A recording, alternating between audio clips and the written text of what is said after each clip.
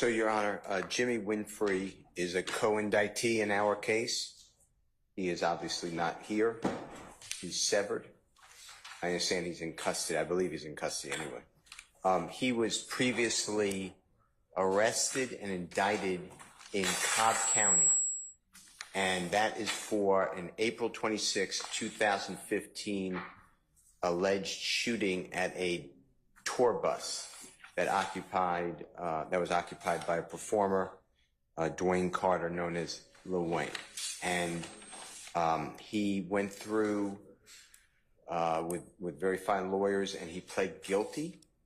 He then appealed with another very fine lawyer, different lawyer, that his guilty plea was coerced by the trial court, and the Honorable Court of Appeals of Georgia disagreed. The Honorable Supreme Court of Georgia agreed with Mr. Winfrey.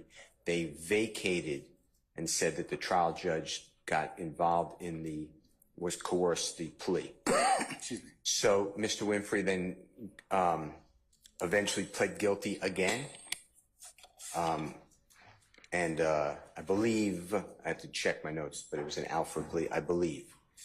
Anyway, he's now here. So I've always objected that a co-indictee who's not testifying that their guilty plea is confrontation clause. It should not come in at all. But in this particular case, Jeffery Williams' name is placed in the original indictment, and an indictment is the prosecutor's hearsay. It's rank hearsay. That's according to State versus Brown, which is 298 Georgia, 878, 2016 case. I cited in division or paragraph 4 of this motion that I filed on September 15, 2023. So I asked the state, and they're going to alert the court. But you know, if there's an issue with anybody putting in Mr. Winfrey's plea it'll be over objection. But if there is, I don't want Jeffery Williams' name to be in it. He was not charged. He is not pled. He was not arrested. But there was information that the grand jury through the Cobb County DA's office asserted that Jeffery Williams is an unindicted co-conspirator. So that was my motion. Okay, all right, State. Thank you, Judge.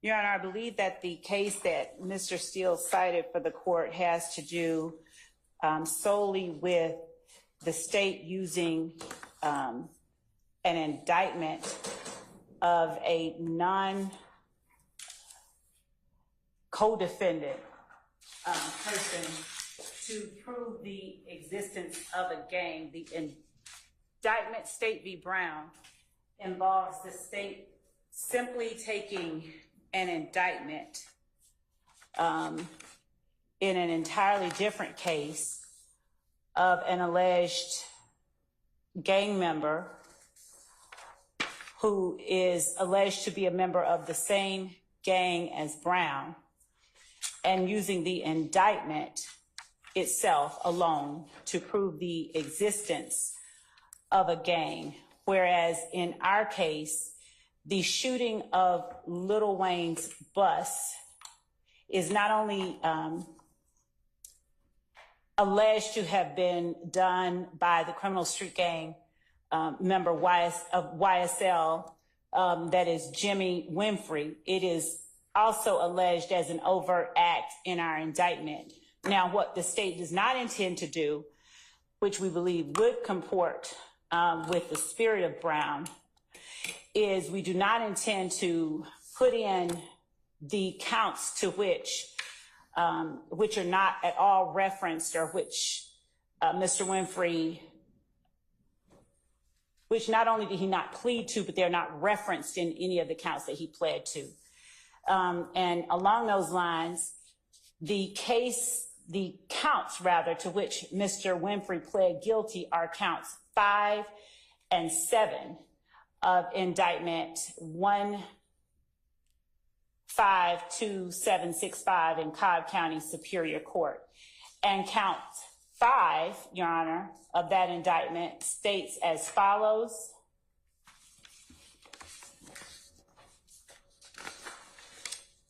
And the grand jurors aforesaid in the name and behalf of the citizens of Georgia further charge and accuse Jimmy Carlton Winfrey with the offense of violation of the Street Gang Terrorism and Prevention Act.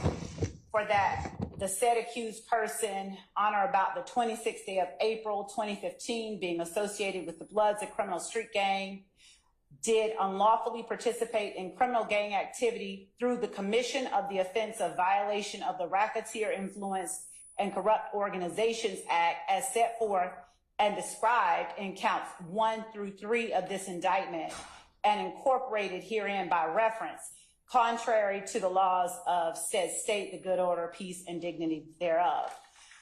Similarly, count 7 reads that the grand jurors accuse Jimmy Carlton Winfrey of violating the Street Gang Terrorism and Prevention Act for that on the 26th day of April, while associated with the criminal street gang, he participated in criminal gang activity through the commission of the offense of criminal damage to property in the first degree as set forth and described in counts 25 through 26 of this indictment and incorporated herein by reference, contrary to the laws of said state, the good order, peace, and dignity thereof.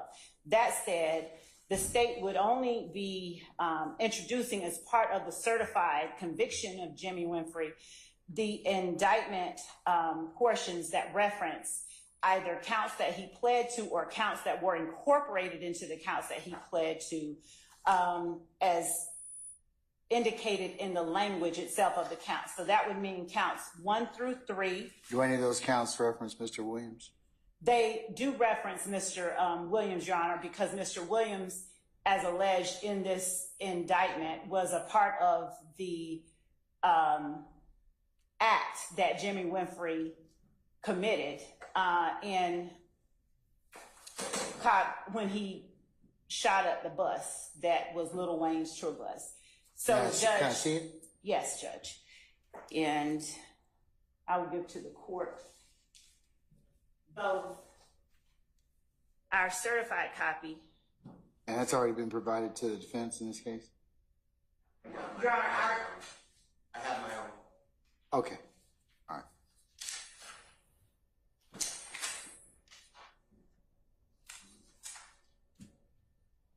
which consists of the original indictment and plea, and then the subsequent indictment and guilty plea, which was entered in 2020. And then we also have a copy of the indictment and counts with the redactions that we intend to include. So the first document that I gave to the court, and we would not be admitting the first indictment and guilty plea, we would be entering the second one, which is about midway of the entire certified. Okay, so this is the first one, the first copy of the indictment? Oh, is it? If the court will allow me to have it back, I'll go ahead Sure. and separate it out. Yes, please.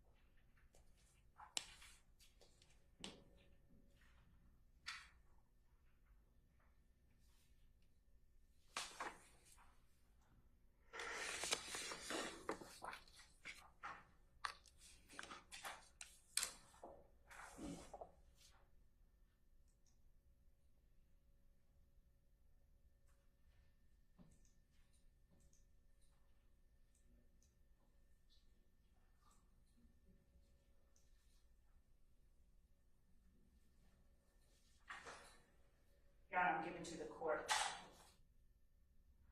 the guilty plea entered in the year of 2020, the most recent guilty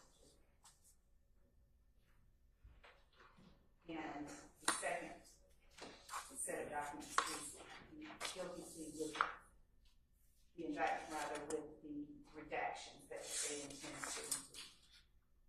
And that means redacting count 4,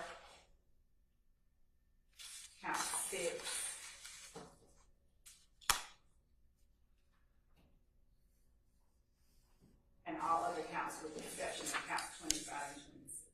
So counts 1 through 3, 5, 7, and 25 through 26 are the only ones that the state would intend to utilize. And that is what Mr. Winfrey pled guilty to. That is one of the overt acts alleged in this indictment. And given that Mr. Winfrey is a co-indictee, an accomplice, and an alleged gang member and member of the criminal enterprise that is Young Slime Life, the state's position is that the state is entitled to show that Jimmy Winfrey entered a guilty plea, and Alford plea does not negate the fact that it is a guilty plea to those counts and to those allegations alleged and incorporated in those counts in that indictment.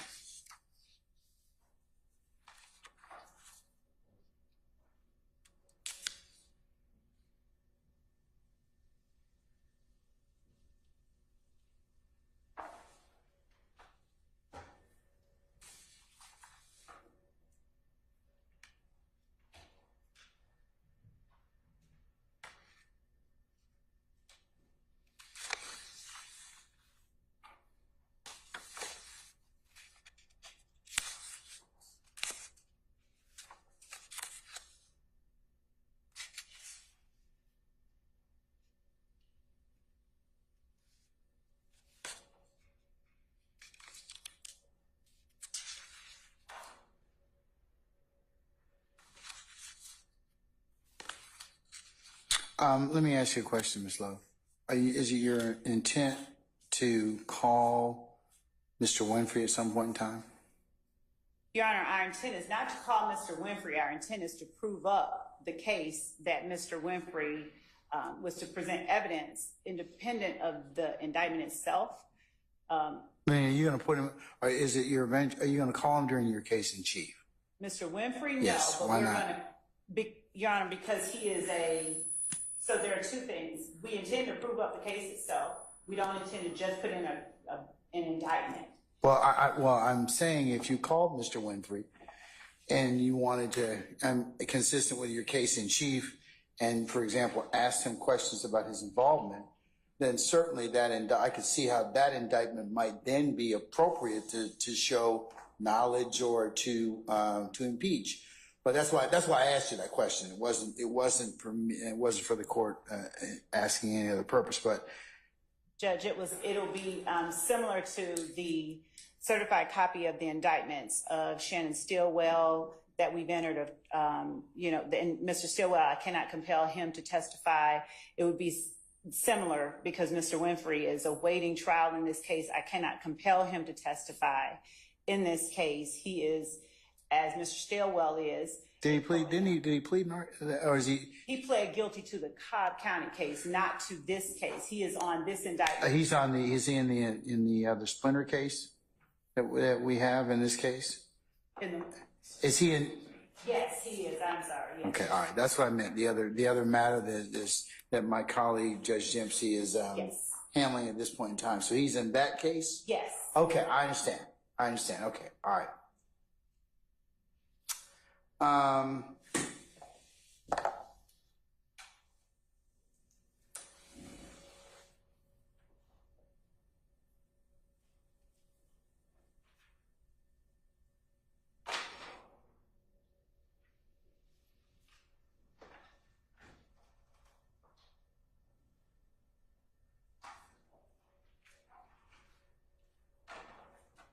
Okay, it's a certified copy, but that gets you the record.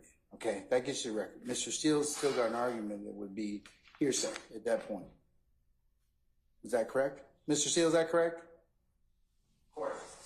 It's a self-authenticating document. Your Honor. That gives that with self-authenticating documents, you still have other bases for objection, meaning that you can get the document in and under the self-authenticating clause, but it's still subject to or provision, but it's still subject to other objection. So, Your Honor, what we would not be doing is just entering, and that was what I was saying at first. We would never just enter the certified copy of even the conviction without proving up the facts that are alleged within the document itself. So we won't be offering up a certified copy of the conviction and then resting on that and saying, here you go, here's proof that someone who is not sitting at the table right now did these acts, and that goes to prove the existence of the enterprise and the criminal street gang that is YSL and their association. What we will be doing is putting the case up to the jury that Mr. Winfrey pled guilty to, essentially. We will be putting up the facts of that case because they are alleged overt acts that we have to prove. We cannot just put up the conviction. We will be putting the witnesses up that prove that case. I understand that, but Mr. Steele's argument. And we will be putting up the evidence that shows that what is alleged and to the counts that he pled guilty, those... That's Mr. Winfrey, that is. Your Honor, we will be showing not only Mr. Winfrey, but the association with various members of YSL that are included within the indictment. In other words, we will be proving up as if we were on trial in that case. We will be proving up the various elements of that case against Mr. Winfrey. But here's the thing. The indictment references Mr. Williams, who was not on trial for that case. We will be proving what is alleged in the indictment regarding Mr. Williams as well. We will be proving it with witnesses, not just with that certified document.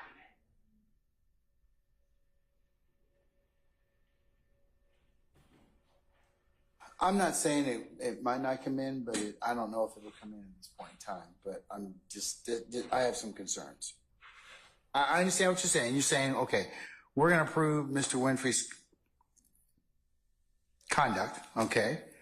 And Mr. Winfrey's pled guilty to this indictment, the second indictment anyway. So that certainly would be appropriate.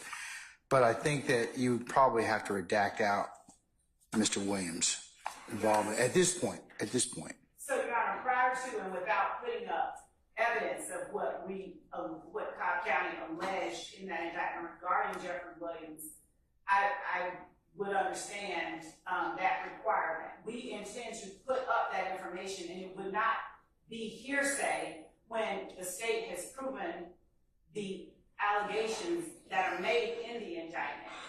And that is what we intend to do. We intend to prove the... But wouldn't it be cumulative at that point of other evidence? I mean, here's the thing. I think that it might come in. It might come in. It really might. But I think it's going to depend upon what is testified to. I mean, I certainly understand with Mr. Winfrey, you could probably use this indictment for whatever he's pled guilty to. And that would not be an issue. But I think Mr. Steele on behalf of Mr. Williams is indicating at this point now that, you know, he's objecting to it because it certainly would be considered, you know, but hearsay. Even though the document itself under the self-authenticating clause would be admissible, it still would be subject to other objections. Also, I could foresee, depending upon what is testified to, then the facts in this indictment may become more relevant, meaning that should the door be opened as to things in this particular indictment, then other things might be, certainly the court would reevaluate at that point in time. But I think in your case in chief, it's subject to some valid objections. Yeah. That's just what the court's thinking of at this point in time. Mr. Steele, anything else? No, sir. Okay. So do you understand what I'm saying at this point in time? If you wish to go ahead and use the indictment, that's fine. I think the redaction would be appropriate, but you'd have to redact out anything involving Mr. Williams at this point. Now, that's subject to if somebody opens the door as to that particular issue, you know, either from from cross-examination by the defendants or in their case in chief, should they decide to present any evidence and not requiring them to do so. But then that would be, certainly the court would relook its position under that particular set of facts. And so what I think we'll be doing, Your Honor, is not even introducing the exhibit until we. Your choice, okay? Because here's the thing, even if you introduce the evidence, it's subject to other, it could be, I'm not saying it will be, but it could be subject to other additional objections. Yes, Okay? All right, the document itself, but I'll leave you, I'll take it up. At this point in time, I'm inclined to like I said, I'm giving my preliminary thoughts on it, that if you decide to issue it in your case in chief, it would be subject to redaction. So you can use that for your thoughts. If you decide you don't want to, introduce it at this point in time, then I'll take it up later. And Your Honor, I would ask that the court take it up later because we should not be tendering it until we reach the point where we felt we had proven these various allegations or assertions. And I'm saying to you, it might be subject to other additional objections, depending upon what's presented. You want me to give you this back? Okay. Yes. Yes, you can have those both back for the time being? Okay.